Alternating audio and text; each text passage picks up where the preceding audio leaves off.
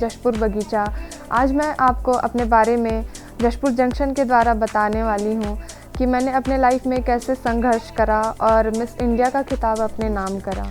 मैं एक tribal society से बिलोंग करती हूँ, ट्राइबल गर्ल हूँ। तो मैं अगर मैं सक्सेसफुल भी होंगी तो मैं उसी नाम से होना चाहती हूँ कि हाँ, ये लड़की आदिवासी है, एक आदिवासी क्षेत्र से आती है और आदिवासी लोग भी बहुत कुछ कर सकते हैं लाइफ में। अपनी मम्मी को प्राउड फील कराना है। जो कुड़ुख परंपरा है उसको भी इन्होंने उभारने का प्रयास किया है। मतलब क्या सोच के आपने इंडियन कल्चर को चूज़ किया? आज जशपुर जिले के खूबसूरत चेहरे के साथ हम हैं और यह खूबसूरत चेहरा आपका भी हो सकता है। जशपुर जंक्शन में आप भी आ सकते हैं, बशर्ते आप में प्रतिभा हो, टैलेंट हो। और आपको बता दें कि जशपुर जंक्शन आज पहुंचा है बगीचा के डगडुआ गांव में, जहां की एक आदिवासी बेटी आज जिसको मिस इंडिया का खिताब मिला है। आपको बता दें कि जशपुर जंक्शन लगातार प्रतिभाओं की खोज में लगा हुआ है और ऐसी प्रतिभाएं जो छुपी हुई हैं गांव में, उन्हें निकालकर बाहर लाने का प्रयास कर रहा है।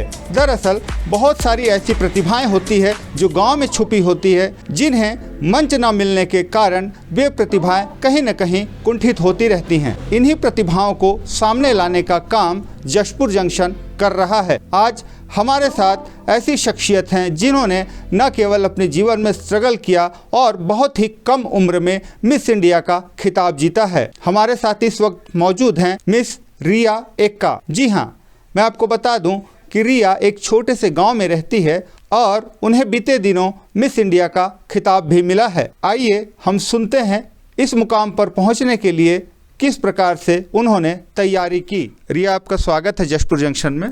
Thank you. आपने एक बहुत लंबा संघर्ष किया और बहुत ही कम उम्र में आपने मिस इंडिया का खिताब जीता, कैसे? मतलब मुझे ना एक्टिंग मॉडलिंग का शौक़ बहुत पहले से था, बचपन से टीवीज़ वगैरह देख के ऐसा था मन में कि हाँ करना है। इसकी शुरुआत 2019 से हुआ मेरा और 2020 में मैंने मिस सरगुजा का टाइटल विन करा।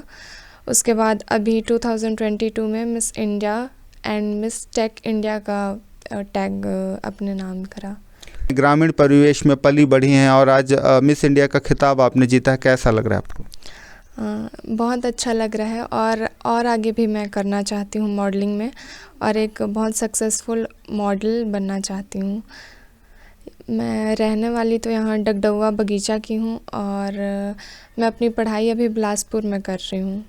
और घर में कौन कौन है, किस प्रकार से उनका सहयोग आपको मिला? घर में मेरी एक छोटी बहन है, मम्मी और पापा हैं। मम्मी पापा दोनों सपोर्ट करते हैं, पर सबसे ज़्यादा मतलब मम्मी मेरे हर चीज़ों में, छोटी छोटी चीज़ों में, जाना है कहीं ऑडिशन देना है, रुकना है, मेरे को ये चाहिए, हर चीज़ का मतलब मम्मी ख्याल रखती है, हर चीज़ में मेरे को सपोर्ट करती है। समाज में ऐसी भी बातें सामने आती हैं, कई बार देखने में आता है कि घर की बेटियां होती हैं, उन पर बंदिशें होती है, तो क्या आपके साथ भी ऐसी परेशानी कभी हुई? मतलब बचपन में स्ट्रिक्ट थी मम्मी, ऐसा नहीं है पेरेंट्स स्ट्रिक्ट थे, पर बच्चों के लिए ही स्ट्रिक्ट होते हैं। जैसे जैसे मैं टीन एज में आई, मम्मी मतलब उनका गुस्सा, मेरे ऊपर गुस्सा होना बिल्कुल ख़त्म हो गया। एक दोस्त की तरह मेरे को हमेशा ट्रीट करी है। मैं उनको बताने के लिए घबराती हूँ पर वो कभी ऐसा नहीं करती, हमेशा सामने से मेरे से एक दोस्त की तरह बात करती है, हमेशा सपोर्ट करती है। मॉडलिंग का क्षेत्र चुना आखिर क्यों? मॉडलिंग के साथ पढ़ाई भी कर रही हूँ, मतलब ग्रेजुएशन करना भी बहुत ज़रूरी है।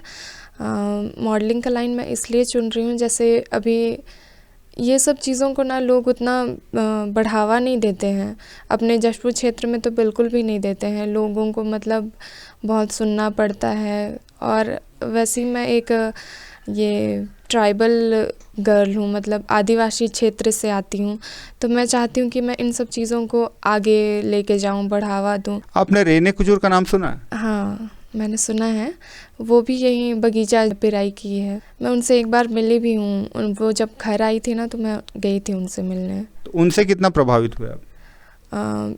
उनके बारे में भी मतलब शुरू में लोग बोलते थे, बहुत बातें करते थे, पर जो वो स्ट्रगल करके उस मुकाम पे पहुंची है ना, वो सिर्फ वही इंसान जान सकता है कि वो कितना कितना कुछ करा है उस चीज़ तक, उस जगह तक पहुंचने के लिए। जो जशपुर ज़िले में ऐसी प्रतिभाएं बहुत सी हैं, लेकिन वो कहीं न कहीं ऐसी प्रतिभाएं छुपी रह जाती हैं, आखिर क्यों?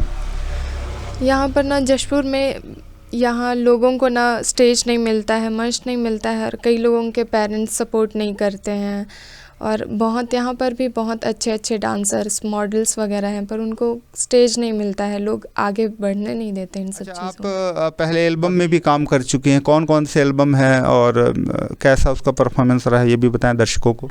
एक कूजू फिल्म्स करके है प्रोडक्शन हाउस का नाम, उसमें दिल इंघाई दीवाना करके, जो कि कुड़ुख लैंग्वेज है, उसमें मैंने काम किया है। और एक हिंदी है जो तेरे बिना करके है, उसमें किया है। तो कैसा लगता है जब आप एक्टिंग करती हैं, मॉडलिंग करती हैं, तो कैसा महसूस होता है आपको? मतलब शुरू में थोड़ा नर्वसनेस होती है, फिर जैसे ही मतलब आप करने लग जाओगे ना, आपको पता ही नहीं चलेगा कि हाँ आप एक्टिंग कर रहे हो। मतलब ये सब बहुत एकदम अलग एक्सपीरियंस होता है। कभी ऐसा महसूस नहीं होता है कि हमारे जशपुर ज़िले में बहुत सारे ऐसे प्रतिभावान हैं जो आगे बढ़ चुके हैं, नाम कमा चुके हैं, तो आपका भी नाम उस सूची में शामिल हो? हाँ, होता है ना, मतलब बहुत अभी लाइफ में बहुत कुछ हासिल करना है, अपनी मम्मी को प्राउड फील कराना है, उनके लिए कुछ बहुत बड़ा करना है लाइफ में। किससे ज़्यादा प्यार करते हो आप, मम्मा से या पापा से? प्यार तो मैं दोनों से करती हूँ, पर हर चीज़ों में सबसे ज़्यादा मम्मी सपोर्ट करती है, हर छोटे छोटे चीज़ों में मतलब मेरा ख्याल रखती है। आपकी पढ़ाई कहाँ कहाँ हुई और फिलहाल आप क्या कर रहे हैं? मैं अपना 12th पास आउट प्रयास पब्लिक स्कूल बिलासपुर से किया है, और अभी फ़िलहाल LCIT कॉलेज में अपना BA कर रही हूँ, ग्रेजुएशन। आगे आप किस प्रकार से इस फील्ड में और आगे बढ़ेंगी? एक्टिंग मॉडलिंग के साथ पहले तो मैं अपना ग्रेजुएशन कंप्लीट करूँगी, उसके बाद एक्टिंग में ट्राई करूँगी, मॉडलिंग भी साथ में एक्टिंग मॉडलिंग साथ में करना है, और आगे मतलब कुछ बड़ा करना है अपने पेरेंट्स के लिए। जो कुड़ुख परंपरा है उसको भी इन्होंने बखूबी उभारने का प्रयास किया है। मतलब क्या सोच के आपने इंडियन कल्चर को चूज़ किया? जैसे मॉडलिंग में एक ट्रेडिशनल राउंड होता है, जैसे अपने कल्चर के बारे में या इंडियन कल्चर के बारे में आप दिखा सकते हैं, तो फिर मैंने उसमें अपने यही इंडियन कल्चर को दिखाया था। और एक मॉडलिंग शो में मैं अपना ये जो ट्राइबल लोगों का ड्रेसेस होता है ना, मोठिया साड़ी, और उनका ज्वेलरी जो होता है मतलब सिक्के का बना रहता है, वो सब पहन के मतलब अपने ये ट्राइबल लोगों के बारे में दर्शाया था। तो आखिर क्यों, मतलब आपने ट्राइबल ट्रेडिशन को क्यों चूज़ किया?